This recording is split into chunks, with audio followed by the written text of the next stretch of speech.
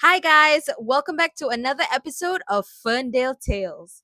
Today, I'm lucky to be joined with my colleague, Sue. Could you introduce yourself and tell us what it is that you do at Ferndale? Hi, I'm Sue, and I mainly manage the export side of things for the pet travel. And this is my babies, Meme and Bong Bong. And how old is Bong Bong and Mimi? Bong Bong is about 9 years old, and Meme is 2.5. Okay, let's be real here. Ever since you started, have you enjoyed working with Ferndale? Yes, I do. I transitioned from a office job, so it used to be more focused on like sales and more on the managing the stores on our e-commerce site. So now that I moved to a pet travel company, um, I find that it's more fulfilling in a sense that I help to manage the travels for pets and also the owners themselves that they have the trust in us, and then that we help to manage their concerns or worries about, like, putting their pet on the plane, be it like in the cargo or as excess baggage as well. Was this a completely different world for you when you came into Ferndale? Some certain parts of the job, yes. I mean, there's still like admin parts such as like paperwork and documentation, all this. So other than that is understanding the job itself is totally a new thing. Like, I have to learn like what are the documentation you need, what are the vaccinations. I have totally no idea. Although like I do send my pets for yearly vaccination, but that's it. But like there are certain countries that requires like maybe rabies vaccination, which I've didn't have for my pets before. So now it's like it opens up a new world for me, in a sense of like caring for pets, and also like managing their anxiety as well, like being in the crate, and being on a enclosed area like the cargo hold, and like the noise of the plane, it all affects their well-being as well. Oh, really? mm. The sounds in the plane? Yeah, because I mean, they are very Sensitive, sensitive, yeah. right, to noises and all. Like, you see, like my dogs, like, when people come to the door, like they hear like people walking past, or even Yeah. like the doorbell ring, they get very alert and all, Excited. excited.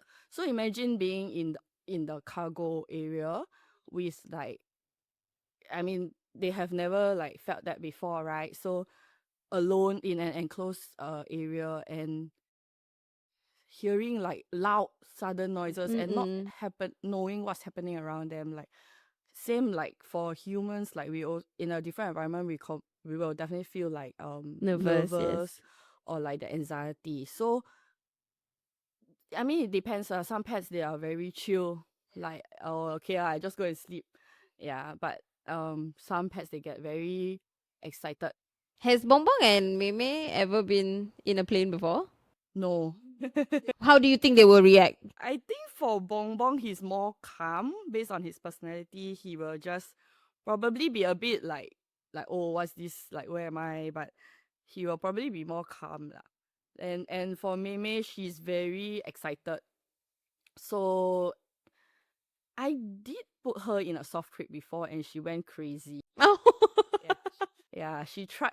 She was scratching, and then she tumbled and all. So I since then I didn't like put her in any crate. so any plans going overseas and bringing them? Hopefully, Oh, really? either we relocate, or I would also love to bring them on holidays lah. Ah, yes, If of possible. course. Where would you want to go? Maybe Japan or Switzerland. Do you? I'm assuming because you're from Ferndale, you know what the criterias are if you're going to like Japan, right? Japan, okay lah. You still need to have 2 doses of rabies vaccination and also blood test. But the thing is that coming back in, you don't have to be quarantined lah. Oh, okay, okay. For Europe, definitely easier as compared to Japan, but I mean, it's the price point. Yes. The air ticket to Europe is definitely more expensive. Maybe she can go in cabin because she's small, but for Bong Bong, unfortunately, has to only be in the either excess baggage or cargo. But I mean, no Yeah lah, choice. because he's a big boy. Yeah, but if they are traveling together, then I mean, if cost wise, then it doesn't affect me. Then I would rather they both be in a cargo together. At least they have each other lah. Also, you mean in a cargo they can both be in the same carrier? They can't be in the same crate, but maybe can request like to be side by side, or if possible lah, if up to the airline. Otherwise, I believe they can still smell each other or sense each being near each other. So at least they have a sense of, security in a way, like, oh, like sibling, we are here together, that kind. Now let's talk about your actual export job. What does your day to day actually look like besides reading emails? Emails, we also have tasks to do, like we have to fill up the documents and then check. The main point is to getting all the information correct, which is making sure that all the documents matches, like the vaccination cards, the pet details, microchip number is the most important. When the vet or the customs, when they scan the microchip, it has to matches all the documents. So not even one digit can be wrong.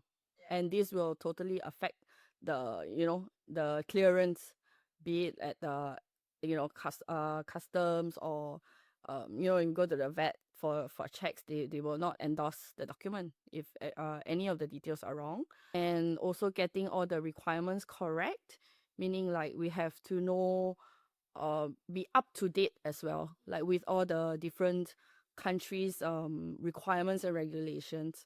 So we know, like, okay, when they need to have the vaccinations done, when they need to have the blood test, and also the final health check, how many days before the trip, and getting all the parasite treatments done timely and accurately. It's a lot of planning as well, scheduling all the different times for the vet visits, and when to go for what. And also at the same time managing the pet owners themselves, giving them a peace of mind, uh, a reassurance as well. Sometimes owners want to talk face to face, to You mean come down? yeah, like talk to Oh, us, okay. come to the office, talk to us, and maybe they just want like a face to a name, rather than like behind the emails and phone calls. And also like they want to feel like they can, I mean, put their pet and trust their pet with us. Yeah, Now I have a question. Which destinations are the trickiest to handle for you? I would say South Africa. There is? Yes. We've done like a number, I think about 3 so far. The first time was a bit nervous because the first time that we handled such case to South Africa, because they requires like 7 types of blood tests. Yes. From Singapore to. Yes, correct. Okay. So they it's quite time the timeline as well, the managing of the timeline, because the blood test, once we submit it, and then it has to all come back negative, plus it's only valid for 30 days. So everything is very tight, like the schedule. So once the blood came in, we have to plan for the flight, and then getting all the health certificate endorsed within that period, and yeah, ensure that everything is smooth. Other than that, we will have Australia and New Zealand as well, which is also managing of their timelines, the vaccinations, getting the blood tests, and basically is those countries are very strict on all these requirements, so there cannot be any misstep. And yeah, those are basically those few countries. So I have to know, when the pet has safely landed and then you receive that message from the owner, that happy message like my pet, I'm reunited with my pet, how does that make you feel? I feel that all my effort has been put in. That I feel like Don't say this because the camera's on, You be honest. I'm very honest. Really, really, I feel like all the effort that I've put in has been like it's fruitful. The months of planning and all that, that it feels good to see the happy pictures of like the owners reuniting with the pets, because the whole time they will be texting us and messaging all right, oh, like can you please update me when my pet has landed, when your staff has received my pet, like I want to see them, are they okay on the plane. I really feel happy for the owners as well, and the pets, of course, to be finally reunited. Like, oh, like they have been through the whole ordeal in the journey, so yeah, yeah, of course they will also be very, very happy to see their owners on the other side. Sue, thank you so much for being on Ferndale Tales today. This was so lovely. Yay! Thanks for having me. And to everyone watching, drop your questions in the comments below. We want to hear from you. Don't forget to like, subscribe, and we'll see you on the next episode of Ferndale Tales. Bye.